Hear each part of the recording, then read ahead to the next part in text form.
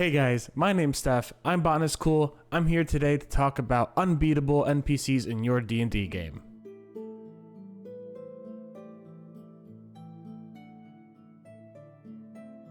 As always, a huge thank you to you guys for supporting me and making these videos. I've really been enjoying them, and I hope you've been enjoying them as well. They've been a lot of fun to make and help me think about how I run my own campaigns. It's quite a lot of fun. For first timers, this series is all about sharing my enjoyment of D&D and tabletop RPGs as a whole with you guys, giving you guys resources, and hopefully promoting the positive, creative, and fun side of D&D to first timers and veterans alike. So if that sounds interesting to you, hit that subscribe button. I try to make these videos once a week. They're a lot of fun for me, and I'm hoping you're really going to enjoy them as well. Anyways, let's get on to today's subject. Our community member Ethno asks this question: what's the best way to make a super OP boss that the party is meant to lose to?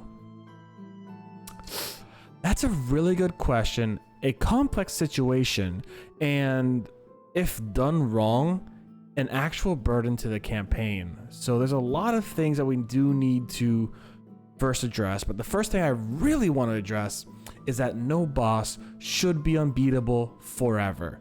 Now, I'm not talking about when they're level 5 facing off the big bad evil guy as an introduction to them, right? I'm talking about when they're at level 16, they have magic items and they're ready to fight with a year of experience behind them in game.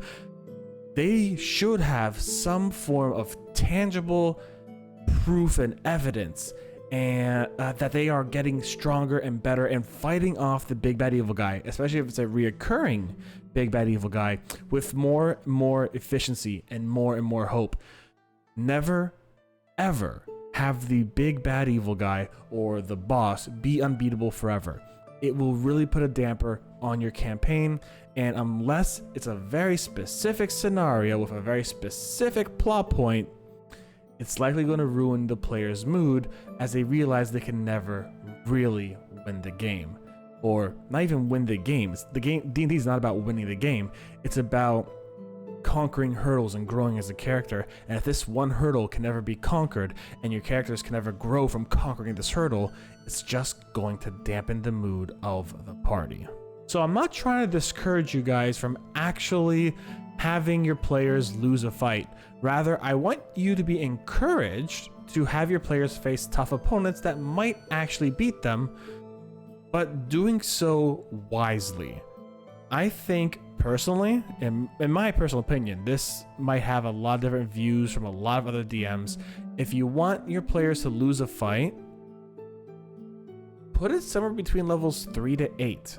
The first few dungeons or the first 2 or 3 quests definitely should be a well-earned victory, and it should encourage your players to think that they are strong and powerful and build them up to be new and thriving adventurers ready to go out and do good in the world or do evil. I'm not putting, if you have an evil campaign, good on you. That's really hard to run, but good on you.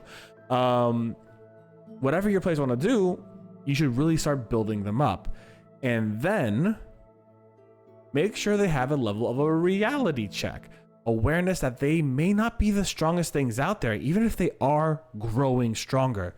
As an example, you could do a lot of really easy things. Let's say your party decides one day to go celebrate their most recent dungeon crawl at a tavern, and they are a little inebriated and they start a bar fight with another traveling party. That party might be 2 or 3 levels above them. So if they're level 4, they're level 7 or 8 or something like that, right? And when they fight, the party soundly kicks their butt. That's not to say that your party won't get a few sound hits in, but the adventuring party that is now going to be kind of like a rival group is soundly going to win because they're 2, 3, 4 levels above. But it's not going to be so overwhelming, it's entirely discouraging. You've now introduced the fact that there is a stronger party doing a very similar thing to that current party, and the other current party needs to either get a reality check or really strengthen up by going on more adventures.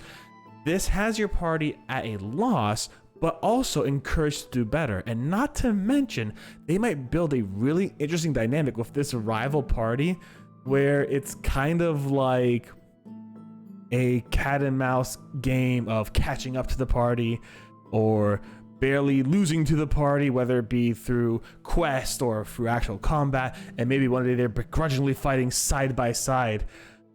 You fight with an elf? No, I fight with a friend. You know, whatever that Lord of the Rings reference was.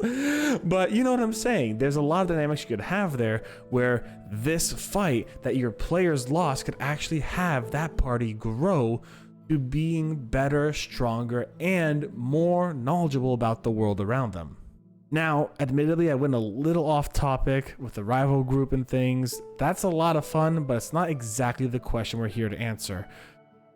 How I would personally structure a unbeatable boss, quote unquote, would be to introduce a strong boss at a early stage. As an example, our party now has gone through 2 or 3 dungeons. They're haughty, they are strong, they're ready to go, and they're going on another quest. And this quest leads them to ruins in a forest, right? And in this forest, these ruins are being controlled by an evil druid, right? This evil druid is level 10. And when this evil druid fights my party of, let's say, level 5 individuals, the druid wins and takes a MacGuffin. Maybe it is a stone of magical power that he's able to use at any point in time to do whatever he needs to do at that moment in time. Whatever. The party's lost, but now they know there's a threat they need to fight. Never have it so that your party's just been immediately decimated. Note that the enemy is mortal, that they've got a few good cuts on them, and that the enemy is bleeding or seems hurt. These are important things because you don't want the party to feel helpless. So they lose the MacGuffin, they lose the fight, they have a level of determination to find out who this person is, what they're doing, and how to defeat them, right? Next time they meet, maybe 3 dungeons later, the party is level 8 or 9, and the druid is now maybe 13.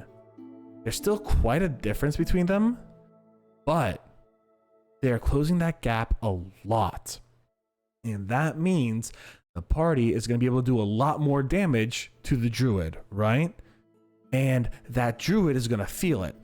The druid's still likely going to win, especially if you want the druid to win to basically be like, here's more encouragement. But the party's going to do a lot more damage, and the party's even going to get the upper hand in some scenarios. Maybe they take back the MacGuffin, that magic stone that lets him shape the earth around him to whatever degree he wants. Maybe they take that back and now they're able to use it, but the druid barely escapes. That's fine. The party's still lost, they got the MacGuffin back, but the druid's still at large. Then the next time they meet, the party's level 15 and the druid's level 17, right? And at this time, the druid actually needs backup. They summon bears and monsters and elementals, they have a few allies, and they can't solely beat the adventurers anymore. The adventurers corner the druid, and the druid has to make an escape.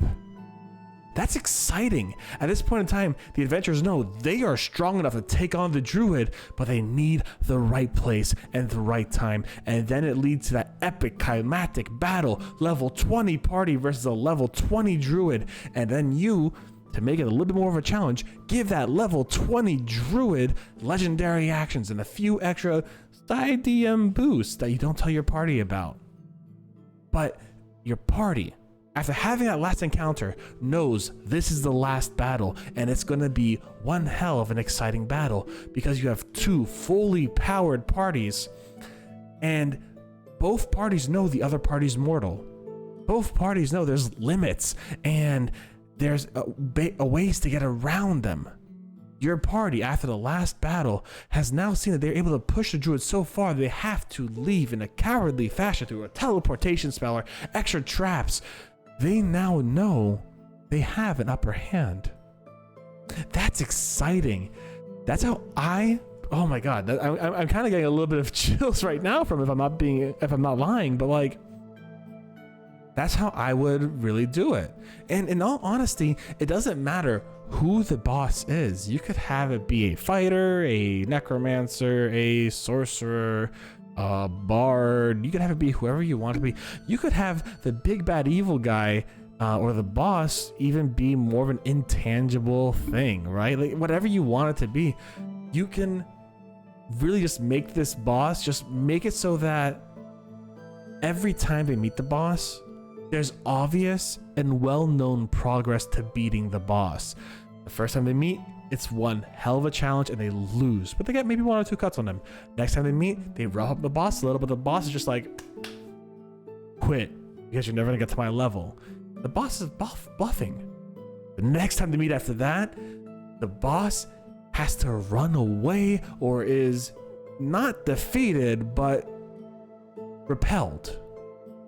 And the next time they meet, it's the last time. And obviously you could have 10 meetings, you could have 4 meetings, you have 2 meetings, you could have however meetings you want between these two parties, the antagonist and the protagonist.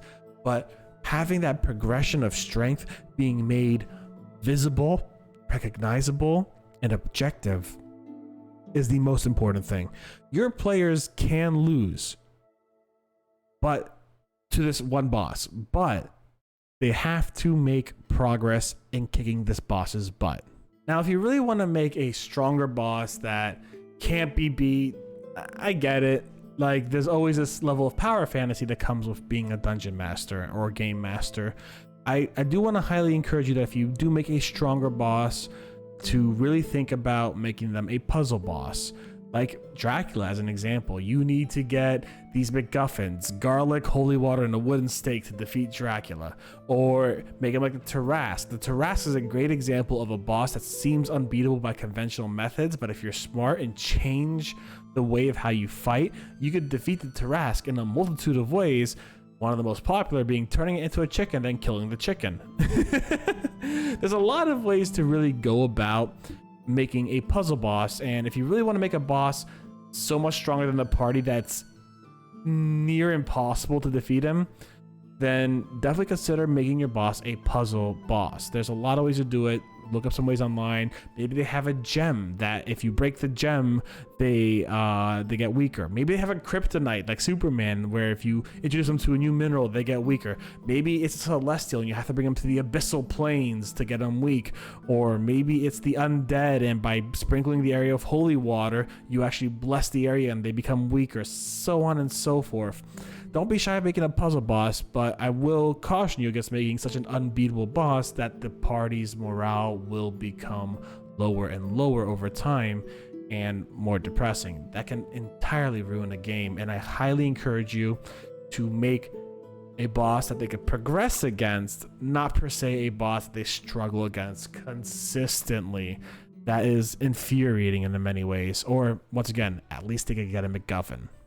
Anyways, this has been a bit of a weird episode. I don't have anything up in the corners here to show you guys. I don't have any stat sheets because in all reality, it doesn't really matter how you make the boss. You can make them any class you want. You can make them dual class. You can make them tri-class. Have fun with it. Go crazy. I don't have much to give you this time, except for the advice I gave you before, which is basically have your players progress with the boss. So my best advice I got for you guys. So it might be a bit of a shorter video. I'll have to check the editing when it comes down to it. So what I have done is I have left you guys a little surprise. I actually have made another item that was requested. Our friend American Taco requested Sephiroth's longsword from Final Fantasy VII. And what I've done is, as a little side bonus, I've put it down in the description below. It's actually a pretty easy weapon to make, if I'm being perfectly honest, because it's a longsword. It's a sword with reach. That's about it. But I did put it down below in case you want to use something just like it, and hopefully you will enjoy it. Anyways, guys, y'all stay safe, stay Botanist Cool, and I'm going to see you for the next Quest Helper video. Bye, everyone.